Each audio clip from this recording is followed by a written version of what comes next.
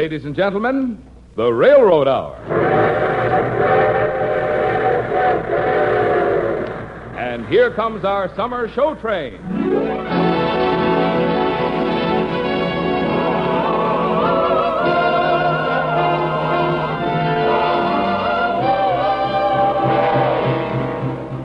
Tonight, the Association of American Railroads presents a new musical play by Lawrence and Lee, Journey into the Sun, starring Gordon MacRae and his guest, Dorothy Warren Show.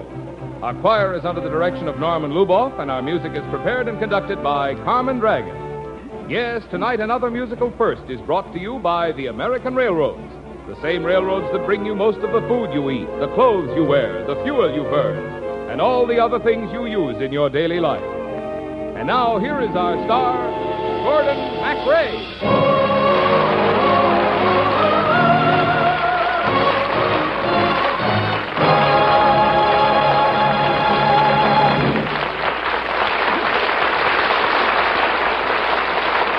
Thank you, Marvin Miller, and good evening, ladies and gentlemen. Tonight, we go back almost 1,000 years for our story, Journey into the Sun. Dorothy Warrenshold will be Vang Cha, and my name, Marco Polo. They call me Marco of a million tales, the tales of Travis toward the rising sun. For I am one who cannot rest. Come, journey to the east, travel to the east with me. Far, farther than the eye, farther than the wind can see. We shall travel higher than the clouds to where the leaping rivers flow from olive alabaster snow.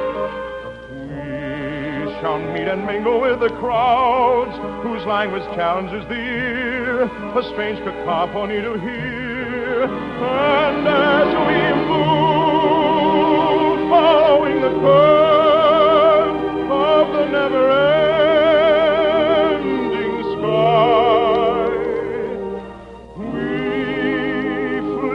observe miracles to please the eye, miracles that men would see and gladly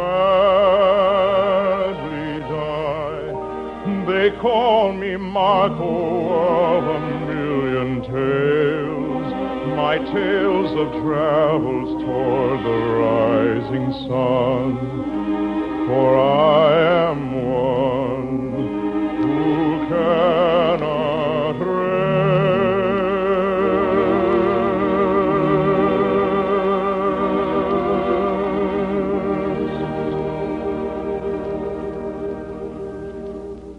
We will not go with you, Marco Polo. If you travel too far, you will come to the edge of the world and fall off.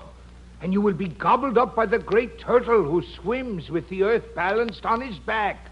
I will take that chance.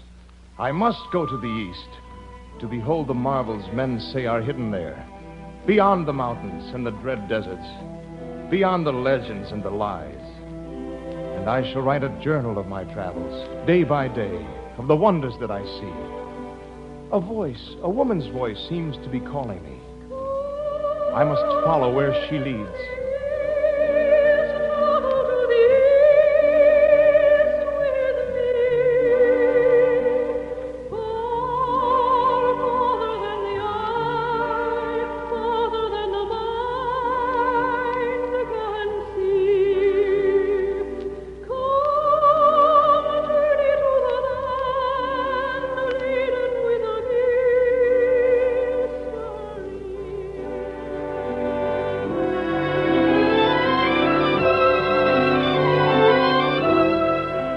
First day. Thus I begin the journal of my travels. I set out by ship from Venice. My destination, the seaport of Accra, in the land of Palestine.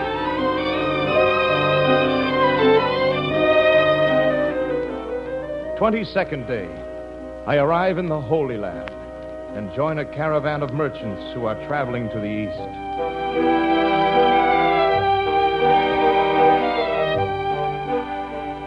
'97th day. Traveling on foot, we arrive at the ruins of Babylon and pitch our tents in what was once the Garden of Eden.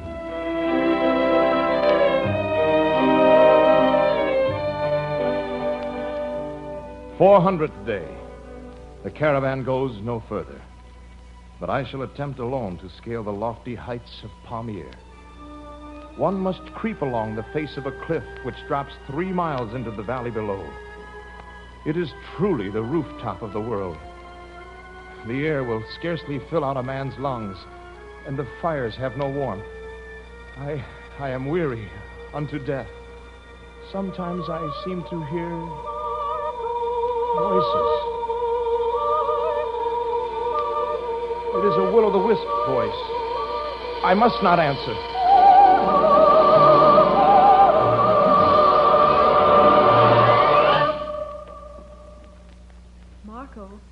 Marco Polo. How do you know my name? From the journal which you carry. They found you in the mountains, weak with fever. The caravan from Kabul brought you here. But what country is this? You are in the Vale of Kashmir, and my name is Vang Shah. Oh, thank you, Vang Shah. But why have you been so kind to a wandering stranger? Are we not all strangers, wanderers? And when the paths of our caravans chance to cross, shall we not be friends to one another? Where my caravan has rested, flowers I leave you on the grass. All the flowers of love and memory, you will find them when you pass.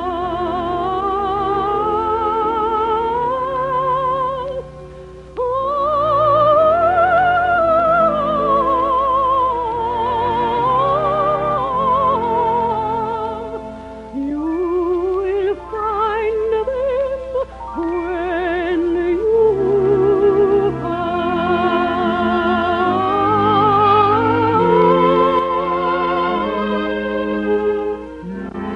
You will understand their message. Stoop to kiss them where they lie. But if other lips have loved you, shed no tear and pass them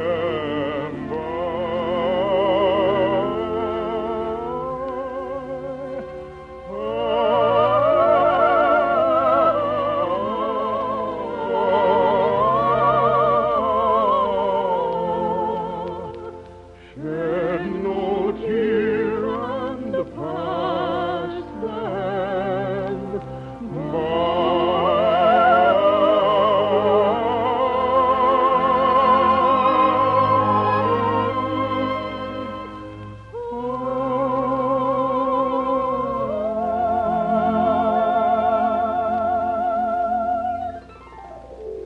Vang Shah, I think it was your voice I heard along the canals of Venice, calling me to journey toward the sunrise. And I have waited long in the fragrant vineyards of Kashmir, knowing not why I lingered. Come with me, Vang Shah. Where? I must travel on to the court of the great king of the East and deliver to him the greetings of the princes of Europe. Then must you be on your way, Venetian. What? Those who deliver messages to the mighty Kublai Khan are not advised to dally on their way.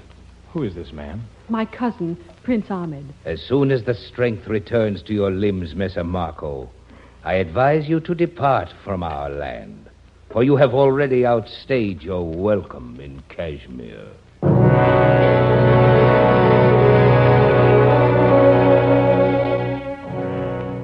Go. You must go now. I am afraid. But why does Prince Ahmed hate me? Oh, he distrusts all strangers.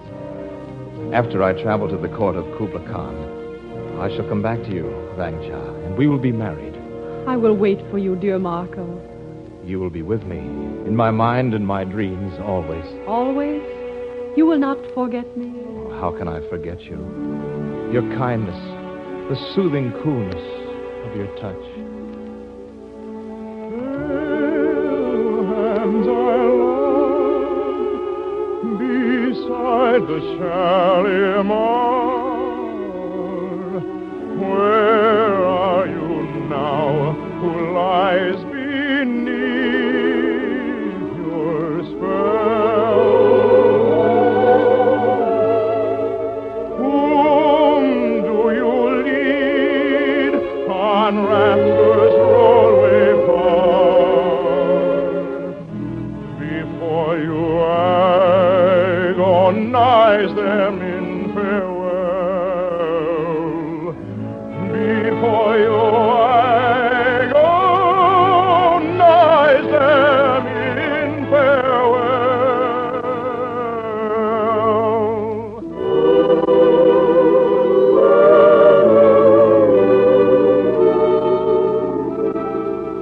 Pale hands I love beside the Shalimar. Where are you now? Where are you now? Goodbye, my dear one. Farewell, dear Marco. May the gods be with you.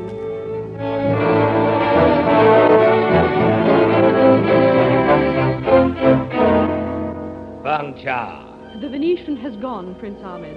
and the dungeon awaits you. Why? Those who consort with strangers are not worthy to mingle with our people. Take her to the castle of Amritsar. No! No! Marco! Marco!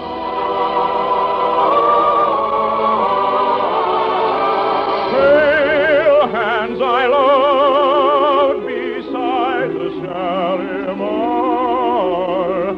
Where are you now?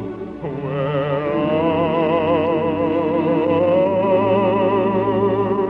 you now?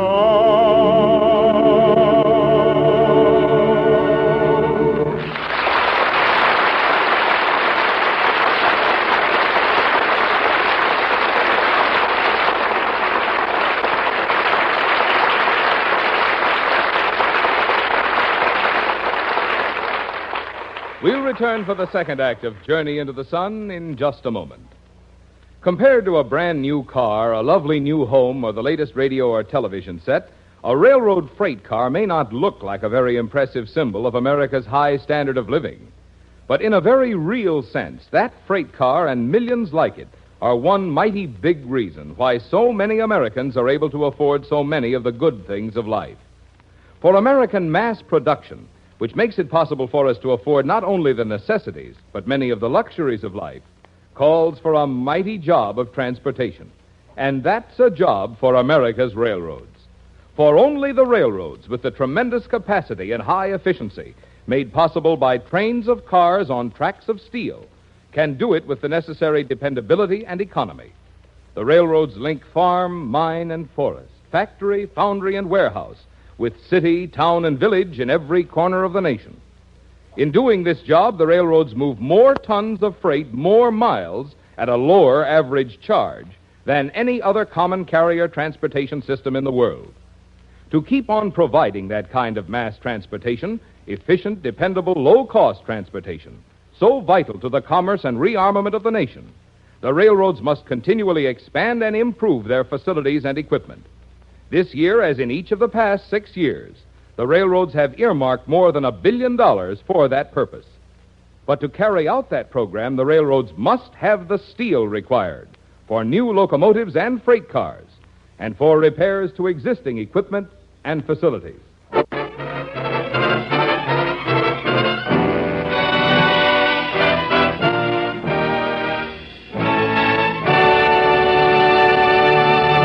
And now, Act Two of our Railroad Hour premiere, Journey into the Sun, starring Gordon MacRae as Marco Polo and Dorothy Warrenshold as Wang Sha.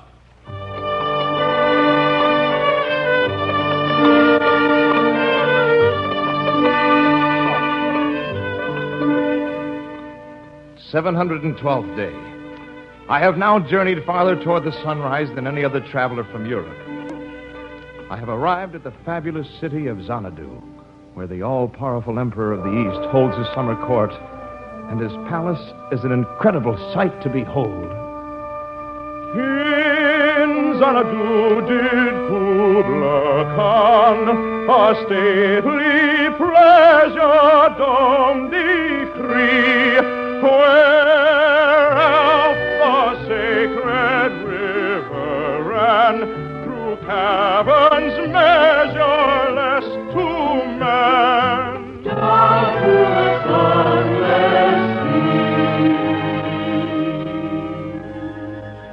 Through the wood and the dale, the sacred river ran.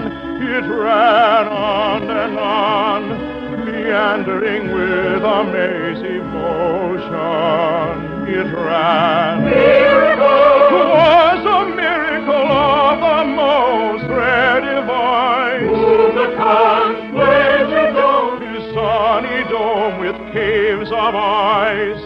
Of ice.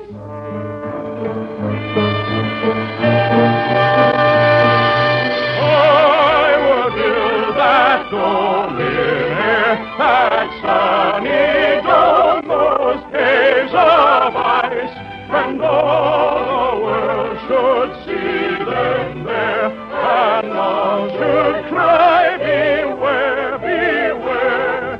Weave a circle round him thrice, and close your eyes with holy dread, for he on honeydew hath fed, and drunk the milk of paradise.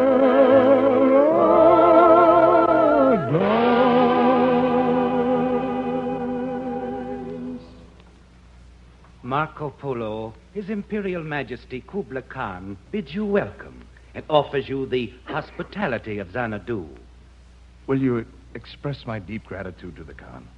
But tell him my most urgent wish is to have audience with him, so that I may continue on my way. It is necessary that all subjects patiently await the pleasure of the great Khan.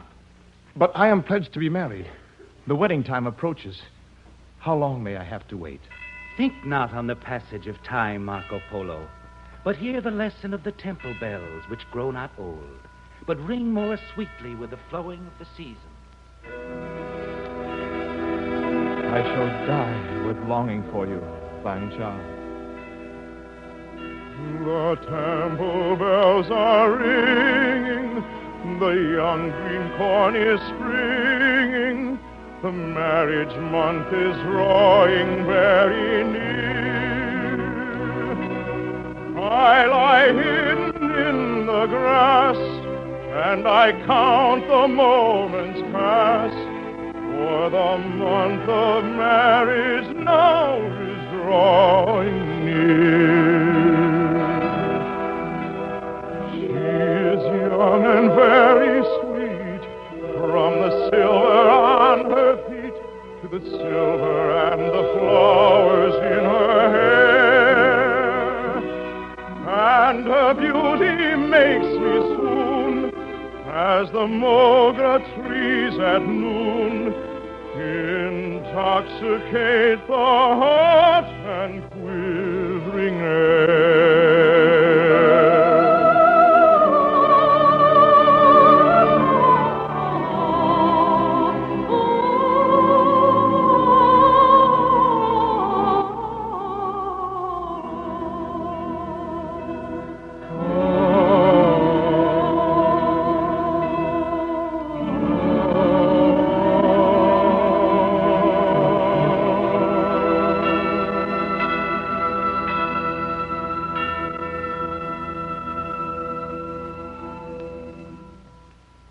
You are fortunate, Messer Polo. The Khan will see me. At once, come.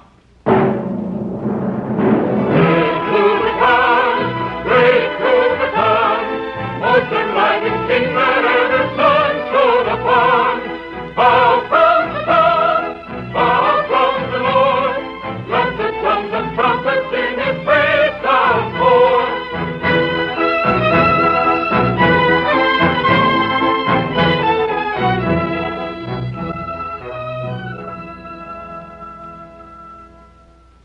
I bid you rise, my son. O mighty Khan, I am astonished by the wealth and splendor of your domains. I fear my people will not believe me when I tell them the wonders I have seen. You shall show them then. Name any gift you like, any treasure, and it shall be yours, Marco. This moonstone ring from my finger, this golden sword which I wear. There is but one treasure which I desire, O mighty Khan. A girl who dwells in your province of Kashmir. Her name is Vang Cha. Vang Cha. I fear the one gift you ask is not obtainable. You have word of her? Swift through the night and noon run the messengers of Kubla Khan, my son. What news have you from Kashmir? Is this Vang Cha a maiden in the household of Prince Ahmed? She is his cousin. No more. What? With the coming of the marriage month, Vang Cha will be his bride. She would not be so faithless. How do you love this woman, Marco Polo? How? I am old and wise in the affairs of the world, my son. I know that most men love as they would love a flower, delighting in its fragrance and the softness of its petals. This is not love, but indulgence merely. It is love when the lover seeks to delight the flower, and each falling petal makes him die a little. I shall die altogether if I lose Vang Cha. There may yet be time. You will travel with my swiftest message bearers over the roof of the world to Kashmir. But I cannot stop the wedding of a royal prince.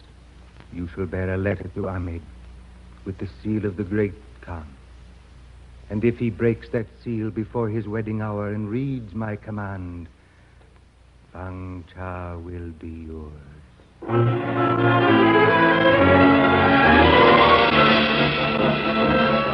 I turned my back to the sunrise and fled to my love. What took me months in the journey eastward was covered in a day's time, for my guides knew every trail, every mountain pass. Weak and exhausted, still I urged them on, for the sands of the hourglass fell heavy on my heart at the thought of losing Vang Cha. Pale hands I love beside the Shalimar. Where are you now? Where are you now?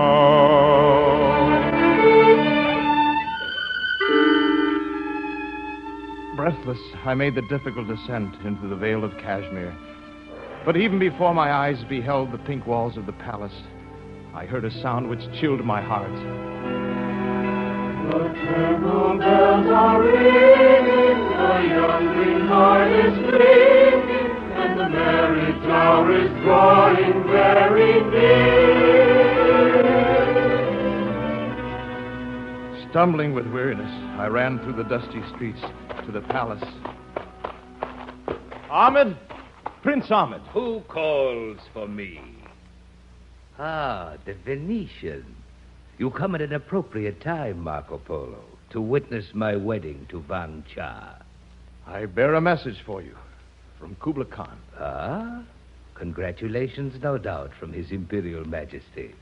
Break the seal and read. Very well.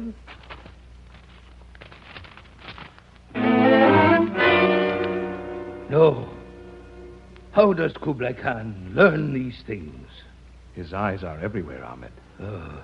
I am the most miserable of Allah's creatures. They said a messenger had come with Marco. Vang Cha. Oh.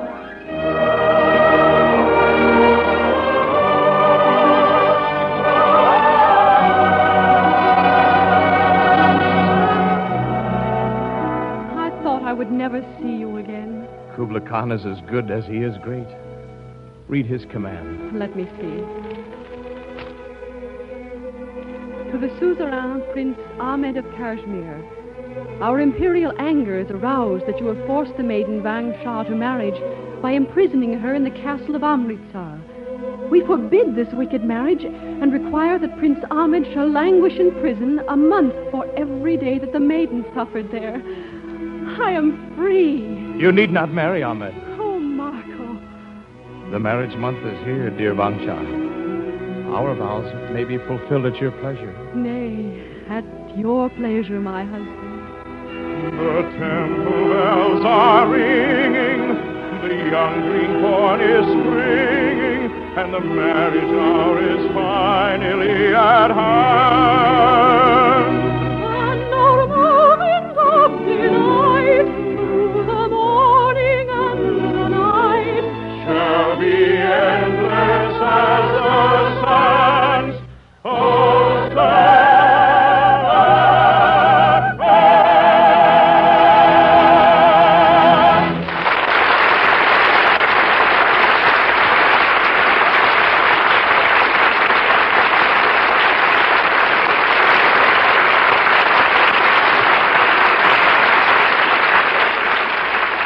Thank you, ladies and gentlemen. Lovely Dorothy Warren Scholl will be back in just a moment. Our thanks to Ted Osborne, Bill Foreman, Marvin Miller, and to our entire company. Journey into the Sun, based on the famous music of the East, was written especially for the Railroad Hour with new lyrics and libretto by Lawrence and Lee. The Railroad Hour is brought to you each week at this time by the American Railroads. Today, as the peace-loving nations of the world close ranks against the threat of further aggression, America's defense effort becomes increasingly important to the free world. What can you do to strengthen our defense program? Well, one of the best ways to help is to buy more United States defense bonds. There is no safer investment, no more convenient way to save, and no surer way to help build a more secure future for your family. If you're on a payroll, buy on the installment plan. Ask your employer to set aside part of your wages each payday towards the purchase of the bonds you want. If you are your own boss, use the bond-a-month plan where you bank. Or simply buy extra defense bonds at any bank or post office. Remember, defense is your job, too. You must be tired from all that traveling, Gordon. Well, Dorothy, traveling in Marco Polo's time wasn't nearly as easy as it is today. I wonder what the old Venetian would think if he could see a modern train.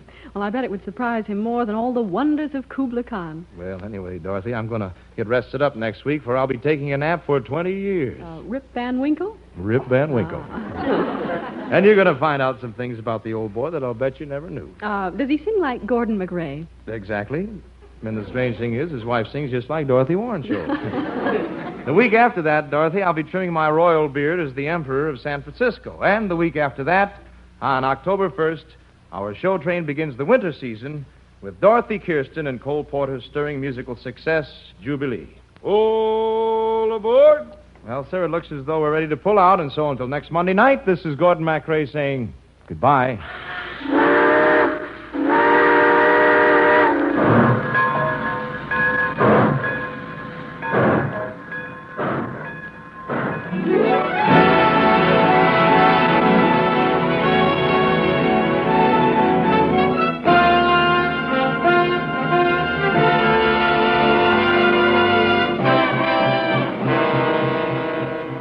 Gordon MacRae can be seen in Warner Brothers on Moonlight Bay. Our choir is under the direction of Norman Luboff, and our music is prepared and conducted by Carmen Dragon. This is Marvin Miller saying goodbye until next week for the American Railroads. Now stay tuned for your Monday night of music on NBC.